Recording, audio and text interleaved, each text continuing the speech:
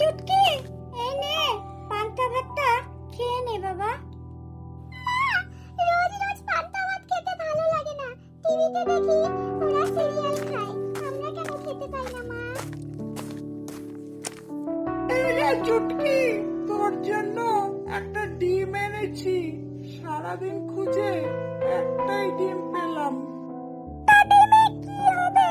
আমরা তো তিনজন মানুষ, কি করে একটা ডিম দিয়ে খাবো? আমি আর তোর মা কি ডিম খাবো? আমরা তোর হাসি মুখ দেখলেই পেট ভরে যায়। হ্যাঁ গো, আজকে কি একটু মাংস আনা যাবে? চুটকির খুব খেতে ইচ্ছে করছে। মাংসের দোকানে গেলে তো পকেট ফেটে যাবে। তুমি একটু সোয়াবিন রান্না করে দাও না। বলো, গরিবের এটাই মাংস। সব সময় কেন ফাজলামো মারো? মেয়েটা একটু ভালো খাবারের দিকে তাকিয়ে থাকে। আচ্ছা ঠিক আছে, আজকে একটু বেশি প্যাসেঞ্জার নিব। দেখো, সন্ধ্যাবেলায় মাংস নিয়ে বাড়িতে ঢুকবো।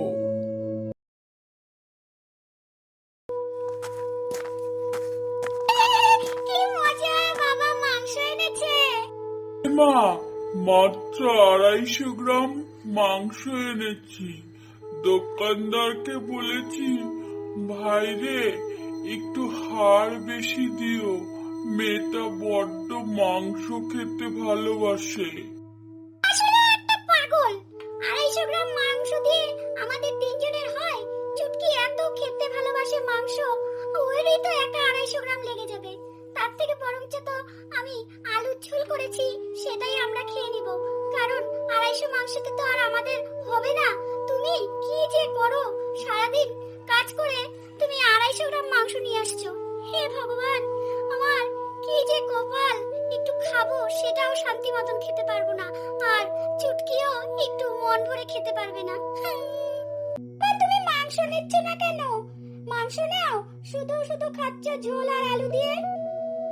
আমার দাঁতে খুব ব্যথা রে মা, আমি ওই জন্য মাংস খেতে পারি না। আলু দিয়ে বেশ ভালোই খাচ্ছি, তার মধ্যে বয়স হয়েছে তো, এখন মাংস খাওয়া ঠিক হবে না, তাই আমি মাংস খাচ্ছি না। মা, তুই খা না, তুই শান্তি মতো তৃপ্তি করে খা। আর আমার তো চুটকি জানিসই, উল্টাপাল্টা খাবার খেলে গ্যাস হয়ে যায়। তার জন্য আমি তো মাংস খাবোই না। আমি আলু আর ঝোল দিয়ে বেশ ভালোই খাচ্ছি। তোর বাবা একমাত্র তোর জন্য আনছে, তুই খা না রে মা। তুই খেলেই আমাদের শান্তি। আর আমাদের এখন আর কি আছে বল? তোর বয়সীতে আমরা কত মাংস খেয়েছি। আমি জানি তোমরা কেন খাচ্ছ না। মাংস কম আছে বলে তোমরা খাচ্ছ না। আর তোমরা যদি একটা মাংসের টুকরা না খাও, আমি মা বাবাকে বলে দিচ্ছি, আমি কিন্তু একটা মাংসের টুকরা মুখে তুলবো না। আমি কি আমার চোখের সামনে আমার বাবা মা আলু দিয়ে ঝোল দিয়ে খাবে, আর আমি কি মাংস খেতে পারি বলো? তোমরা আমাকে যতই ছোট মনে করো, আমি কিন্তু ছোট আর নই। ও মা, তোমরা না খেলে আমি খাবো না বাবা। ওরে পাগলি মেয়ে, শোন আমার কথা, এরকম করে কান্নাকাটি করলে হয়? নে চল, সবাই মিলে এক টুকরা মাংস ভেঙে খাই, তাহলে তুই শান্তি পাবি তো। তোর জন্যই আমাদের কাজকর্ম করা। তুই অনেক আশা করেছিলি যে মাংস খাবি, তার জন্য আমি মাংস এসছি নিজের হাতে। খা, একটু শান্তি করে খা তো মা। চুটকি, খা, খা বাবা।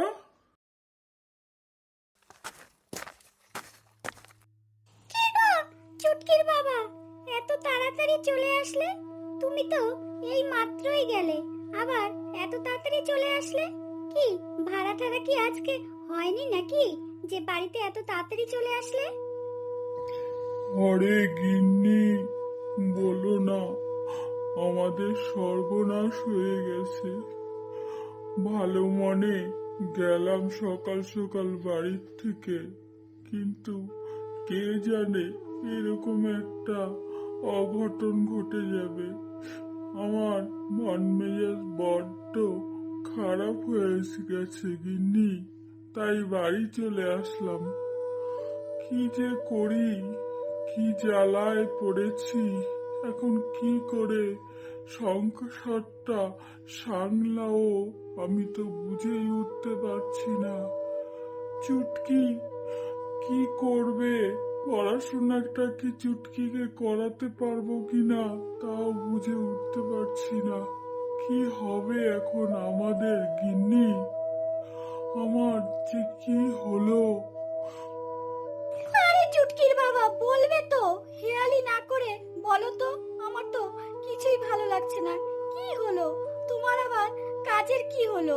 তুমি তো ভালো মানুষটা সকাল সকাল গিলে। মালিকের বাড়িতে কিছু হয়নি তো? মালিক রিক্সাটা কি না করে দিল নাকি তোমাকে? তোমার কাজটা আবার কি করে চলে গেল আমি তো বুঝেই উঠতে পারছি না। একে তো এত অভাব অনটন, তার মধ্যে তোমার কাজটা যদি চলে যায় তাহলে কি করে সংসারটা চলবে? বলো তুমি, একটু পরিষ্কার করে বলো, হেয়ালি করো না গো। কি হয়েছে আমাকে সবটা খুলে বলো। আরে গিন্নি, শান্ত হও, শান্ত হও। তুমি যদি এরকম ভেঙে পড়ো তাহলে আমার কি হবে, চুটকির কি হবে বলো? তুমি এরকম অস্থির হয়েও না, কোনো একটা উপায় ঠিকই বের হয়ে যাবে। আর বলো না গিন্নি, ঘরে চলো, ঘরে চলো বলছি। মালিকের ওখানে সকাল সকাল রিক্সাটা আনতে গেলাম, এক কথায় দু কথায় মালিকের সাথে তক্কাতক্কি লেগে গেল। মালিক অমনি রাগ হয়ে আমার উপর হাত তুলতে আসছিল।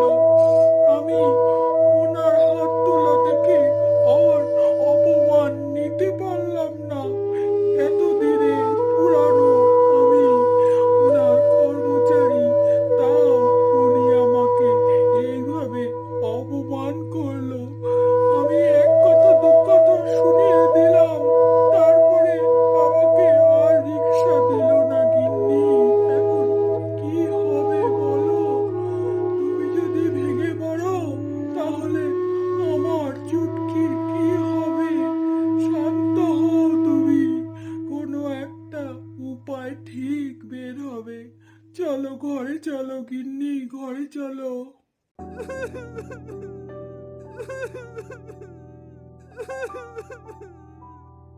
বাবা, কি হয়েছে তোমার? তুমি শান্ত হও। তুমি এরকম ভাবে কেন কান্নাকাটি করছো? আমি সব কথা শুনতে পেরেছি মার কাছ থেকে। তুমি আমার পড়াশোনা নিয়ে চিন্তা করো না বাবা। আমি বুঝতে পারছি তোমাদের কষ্ট, আমাকে নিয়ে তোমাদের সবার চিন্তা, মার বাবার। তুমি এরকম করে ভেঙে পড়ো না বাবা, আমি আছি তো। আমাকে তুমি যতটুকু পড়াশোনা করেছো ততটুকু পড়াশোনা দিয়েই আমি দেখবে ঠিক সংসারটাকে চালিয়ে নিব। তুমি চিন্তা করো না বাবা, আমি আছি। আমি কিছু একটা সমস্যার সমাধান করব তো। তুমি ভেঙে পড়ো না। মা ওইদিকে কাঁদতে কাঁদতে অসুস্থ হয়ে যাচ্ছে, এদিকে তুমি এরকম করছো। আমি কাকে কিভাবে সামলাবো বলো তো বাবা? তুমি কান্না করো না, আমি আছি তো। তুমি চিন্তা করো না। তোমরা আমাকে পড়াশোনা শিখাইছো কিসের জন্য? আজকে তোমাদের পাশে দাঁড়ানোর জন্যই পড়াশোনা শিখাইছো। আমি দেখবে তোমাদের যোগ্য মেয়ে হয়ে উঠবো। তুমি চিন্তা করো না মা। আরে মা চুটকি, বুঝতে পারলাম তো তোর মনের অবস্থা, জানি তো, কিন্তু কি করব বল? আমি তো তোদের দুজনকে ডাল ভাত হোক লবণ ভাত হোক খাওয়াতাম, কিন্তু এখন মালিক রিক্সাটা দিল না। আমি কি করব বল, কি করে আমার চলবে?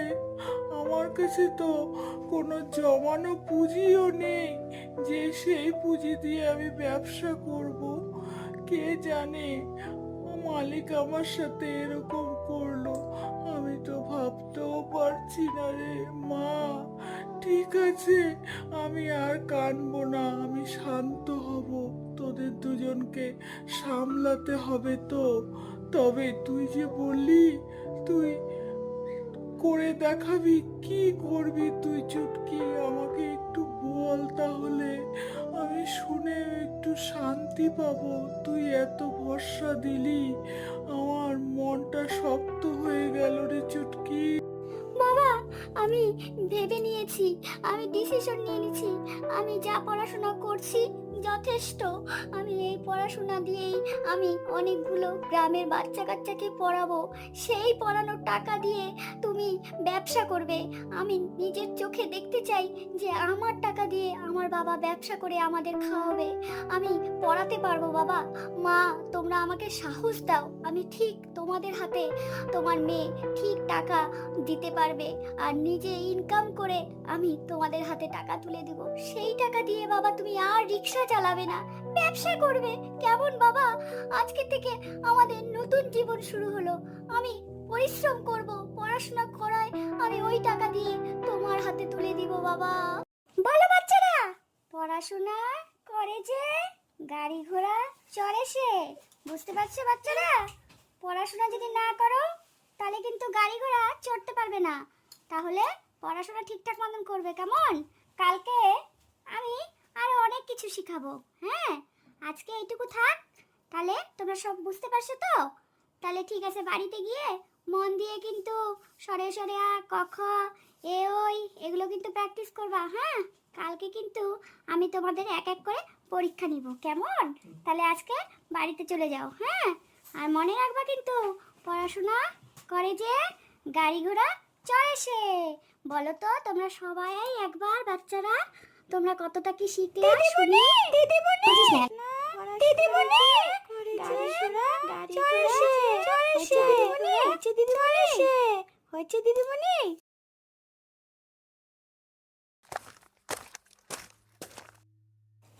বাবা, আমার পারিশ্রমিক তোমার হাতে তুলে দিলাম।